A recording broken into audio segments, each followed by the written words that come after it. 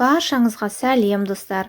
Бүгінгі видеода мен сіздермен осындай өте дәмді болып шығатын вафлидің рецептімен бөліскелі отырмын. Бұл вафлиді электровафельницада дайындайтын боламыз. Өте дәмді, қытырлақ болып шығады. Видеоның соңына дейін қараңыздар. Сіздерге де ұнайды деген ойдамын. Өте оңай әрі керемет болып шығатын рецепті жіберіп алмаңыздар.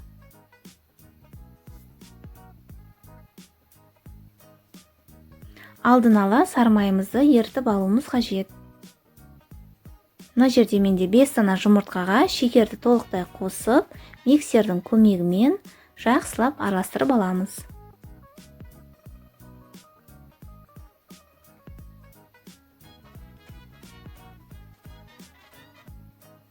Шекеріміз толықтай ерігенге дейін араластырып аламыз. Бұны миксермен емес, жай венчиктің көмегімен жасауға да болады.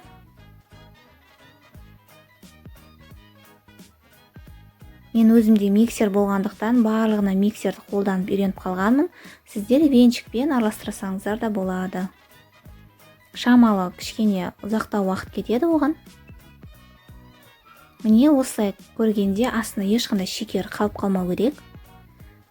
Енді үстіне алдын ала ертілген сармайды осылай құямыз. Енді бізге миксер қажет емес. Мен венчикпен араластыратын боламын ары қарай. Осылай венчиктің көмегімен жақсылап араластырып аламыз.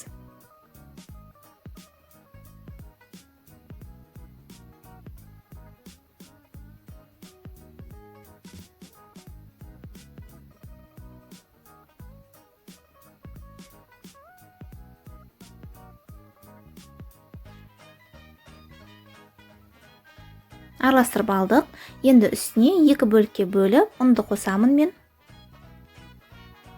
Ұнымызды да венчиктің көмегімен осылай араластырамыз.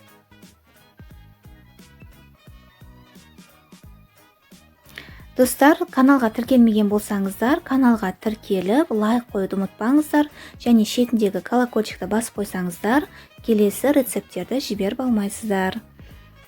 Алдағы уақытта да керемет рецептер салатын боламын.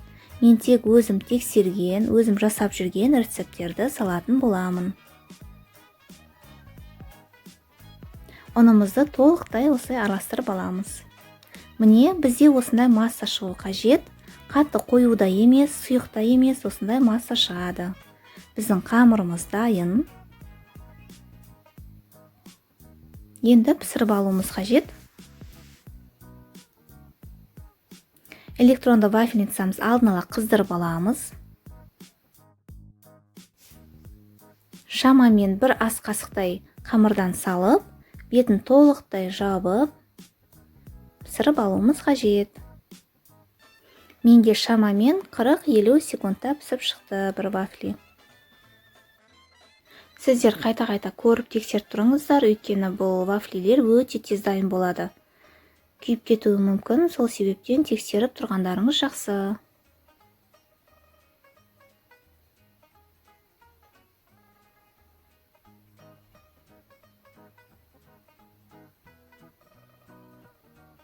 Міне дайын болды. Осындай лопатаның көмегімен аламыз. Дереу ыстықтай орауымыз қажет. Әйтпесе біздің вафлилеріміз қатып қалады. Бұндай формаға келмей қалады. Сол себептен дереу орап, шамалы ұстап тұрсақ, осындай форма болып шығады. Екінші қамырымызды саламыз.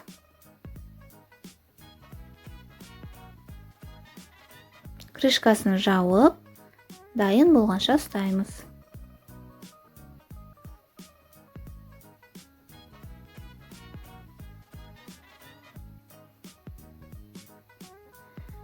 Екінші қамырды мен бұлай гүл секілді етіп орағым келіп тұр.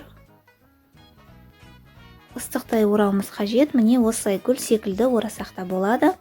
Өте әдемі болып шығады. Әсіресе дастарханға қойғанға да болады. Қалған қамырымыздың барлығын осылай пісіріп аламыз. Мен өзіме осылай гүл секілді етіп ораған қатты ұнайды. Егер сіздер трубочка қылып орайтын болсаңыздар, онда арасына крем салуға да болады. Ол да бір вариант. өте дәмді болып шығады. Белковой крем салсаңыздар да өздеріңіздің қалаған, ұнатқан кремдеріңізді салып толтыруға болады. Барлығын солай пісіріп аламыз. Міне, менде осынша вафли шықты. Өте дәмді, қытырлақ, жасап көрулеріңізге кеңес беремін. Сіздерге де ұнайды деген ойдамын. Егер сіздер каналға тіркелмеген болсаңыздар, каналға тіркеліп, лайк қоюды ұмытпаңыздар. Қандай да бір сұрақтарыңыз болса, пікірге жазыңыздар, мен міндетті түрде жауап беретін боламын. Бетін осылай сахарный пудрамен әсемдесек те болады. Сіздермен бірге болған Гүлзира, баршаңызға рахмет.